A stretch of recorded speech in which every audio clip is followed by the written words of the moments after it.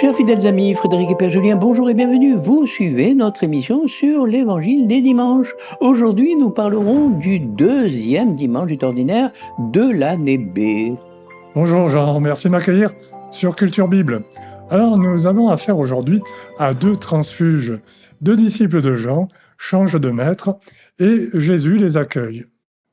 Voilà, alors des transfuges, peut-être pas, parce que vous savez que c'est le Baptiste lui-même qui a présenté Jésus à ses disciples en leur disant « Voici l'agneau de Dieu qui enlève les péchés du monde ».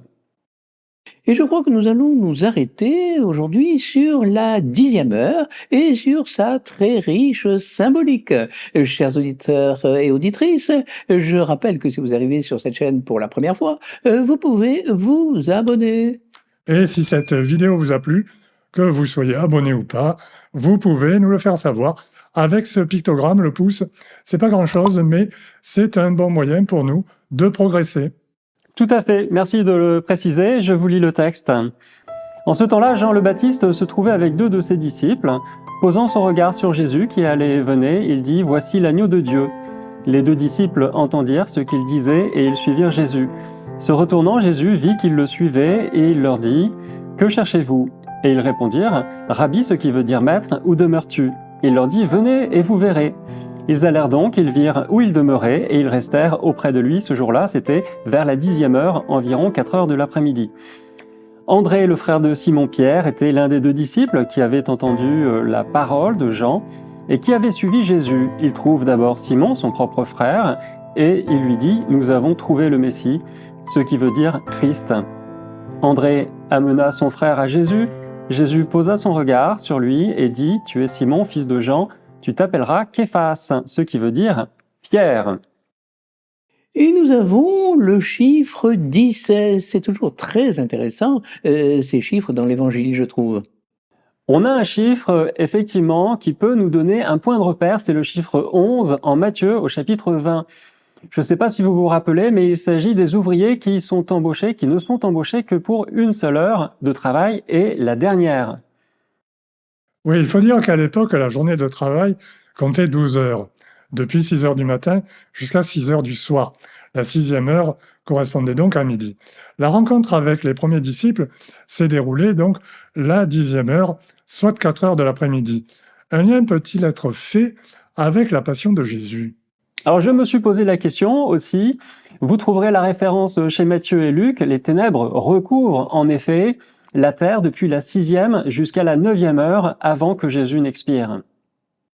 Oui, alors je vous arrête de suite. Le lien avec la passion aurait pu être intéressant à développer, mais Saint Jean n'en parle pas. Il ne dit pas que Jésus est mort pendant ou après la 9e heure.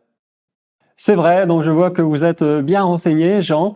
Alors je vous propose une autre interprétation. La 10e heure, c'est un temps de transition à la fin de la journée, vous savez. Oui, en ce sens, rencontrer quelqu'un à la 10e heure, c'est entrer dans la soirée avec lui. Et puis 10, le chiffre 10 correspond aussi, vous le savez peut-être, au chiffre de la synagogue. Il fallait que 10 hommes au moins se rassemblent pour commencer l'office. Voilà, alors je crois que nous arrivons au but. Il faut se rappeler aussi de la journée type de Jésus, telle qu'elle nous est décrite par saint Marc au chapitre 1, versets 21 à 38. La journée de Jésus commence avec l'arrivée dans un nouveau village, vers la 10e heure, puis direction la synagogue pour l'office du soir. On lui donne la parole, parce que Jésus, vous savez, est précédé toujours par sa réputation et sa notoriété.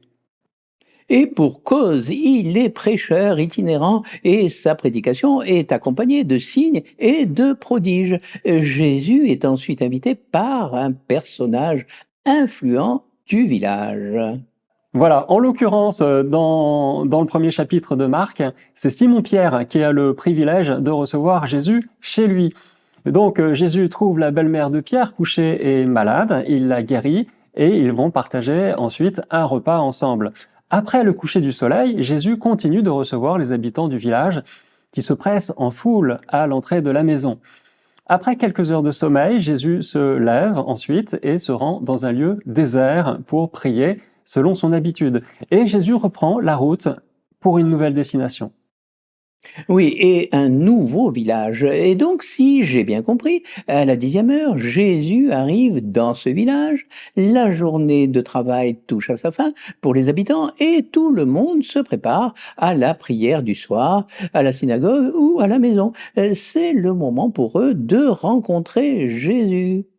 Exactement, quand Saint Jean rappelle que c'était la 10e heure, en fait, il veut dire que les deux disciples, André et l'autre disciple, s'apprêtent à partager le quotidien de Jésus selon un rythme bien particulier et je dirais synagogal. Oui, on peut dire ça. Pour les habitants du pays, c'était plutôt la fin de la journée. Mais pour Jésus, qui est un prédicateur itinérant, c'est un nouveau cycle qui commence, organisé autour du culte à la synagogue. Quand les disciples rencontrent Jésus, la 10e heure, et que Saint Jean nous dit qu'il reste auprès de lui, ça signifie qu'il rentre dans le quotidien de Jésus, avec sa propre temporalité. En faisant cela, ils le choisissent réellement comme maître. Ah d'accord, comme maître, c'est-à-dire? Alors, un maître n'est pas un enseignant comme les autres, c'est quelqu'un qui est déjà bien avancé sur le chemin du salut et qui va se laisser accompagner par des disciples. Le disciple va vivre avec le maître, peut-être pas 24 heures sur 24, mais en tout cas, il va pouvoir le voir évoluer dans toutes sortes de situations. Il va partager sa foi, son témoignage de vie, sa prière et je dirais même sa relation à Dieu, au monde et aux autres. D'ailleurs, c'est la demande des disciples. Quand ils demandent à Jésus où demeures-tu, eh bien, c'est dans le but de vivre avec lui, de partager son quotidien. Alors justement, tout quitter pour suivre un maître, faut quand même le faire, vous ne trouvez pas, Julien? Oui, mais je crois que cette tradition a toujours beaucoup de sens. Nous enchaînons pour la plupart d'entre nous de nombreuses années d'études. Parfois, nous faisons un break pour nous dépayser, une année sabbatique, nous partons à l'étranger.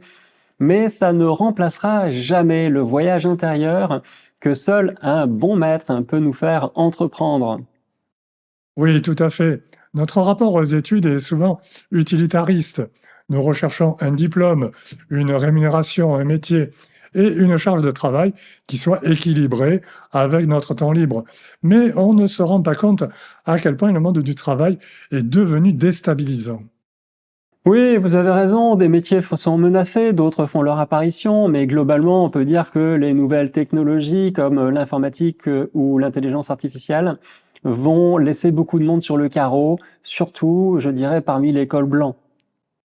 Voilà, l'école blanche, ceux qui travaillent dans les bureaux. Et oui, qu'est-ce que vous voulez? Une nouvelle révolution industrielle est en marche. Celle-ci est numérique. C'est pour cette raison que les économistes sont plutôt pessimistes. Les nouveaux métiers ne vont pas compenser les destructions d'emplois. Et dans ces conditions, cette tradition très présente dans la Bible, qui consiste à chercher un maître et à devenir son disciple, a toujours du sens et mériterait d'être davantage mise en valeur, n'est-ce pas? Oui, alors je crois, dans un monde en évolution permanente comme le nôtre, ceux qui parviendront à tirer leur épingle du jeu sur toute la durée de leur vie professionnelle seront certainement ceux qui auront su se choisir de bons maîtres. Et d'ailleurs, les recruteurs dans les grandes entreprises vous le diront, les diplômes sont nécessaires, mais ils sont loin d'être suffisants. En tout cas, ils ne sont pas une garantie de performance. En effet, le candidat à un poste doit montrer que dans un monde en perpétuelle évolution, il saura s'adapter, travailler en équipe, prendre des initiatives, développer des projets innovants. Un paroissien me disait l'autre jour, parce qu'il lui arrive de recruter du personnel, que lorsqu'il voit sur le CV que le candidat a été scout, eh bien, il n'hésite pas à l'embaucher. Et ça lui a toujours réussi. Eh oui, parce que les scouts ont été initiés très tôt à vivre en communauté et à trouver leur place dans une meute ou une troupe en partageant des valeurs très fortes. Oui, ce seront des atouts pour plus tard dans les entreprises. Mais pour en revenir aux maîtres, on se souvient de ceux qui ont croisé notre chemin. Ils nous ont profondément marqués. J'imagine, Julien, que l'Église fonctionne toujours comme ça. Les séminaristes et les prêtres ont des pères spirituels ou des mentors. Oui, vous avez tout à fait raison. Et je dois reconnaître que j'ai eu de bons maîtres, peut-être même les meilleurs. Et dans un autre registre, ici à Saint-Jean d'Angély, nous avons communauté de jeunes sœurs franciscaines qui ont retrouvé cette tradition de la relation maître à disciple. Alors, elles ne proposent pas un diplôme, bien sûr, ou des compétences, mais un accompagnement sur les pas de saint François d'Assise. Alors, il y a beaucoup de jeunes femmes qui gravitent autour des sœurs, selon des cercles plus ou moins proches de la communauté. Les attentes et les situations sont très différentes chez ces jeunes femmes. Certaines font partie de la communauté, d'autres les rejoignent pour les week-ends ou les vacances, alors qu'elles sont étudiantes ou jeunes professionnelles, mais toutes se situent, comme dans l'Évangile, à la 10e heure. Leur journée d'études ou de travail se termine alors que celui de la communauté va commencer, et elles sont amenées à approfondir leur vie de prière, leur vie communautaire, et même à partager l'apostolat des sœurs. Et par la suite, elles seront peut-être amenées à retourner à la vie active, à se marier ou à devenir religieuses. Mais pendant le temps de ces retraites, elles auront toutes découvert une autre réalité, une autre façon de vivre. Elles auront fait une expérience forte dont elles bénéficieront toujours toute leur vie, parce qu'on n'oublie pas finalement ces moments intenses de communion. Ce sont des expériences fondatrices dans la vie de jeunes adultes. Et on le voit, la 10e heure a une dimension éminemment symbolique.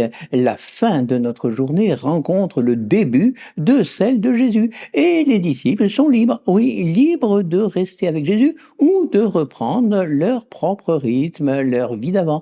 Mais entre-temps, ils ont rencontré un maître et un bon maître qu'ils appellent avec tendresse Rabouni.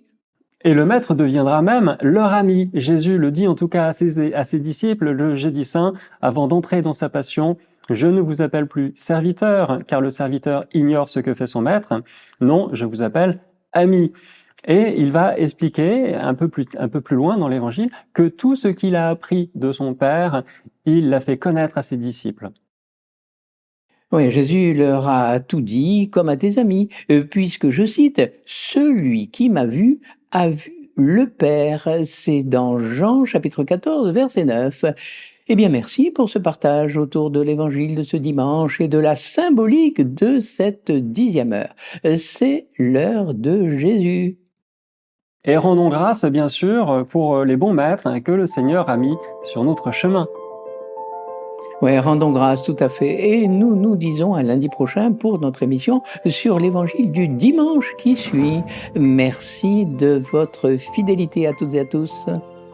Merci Jean-Paul, Frédéric et Daniel, et à lundi prochain.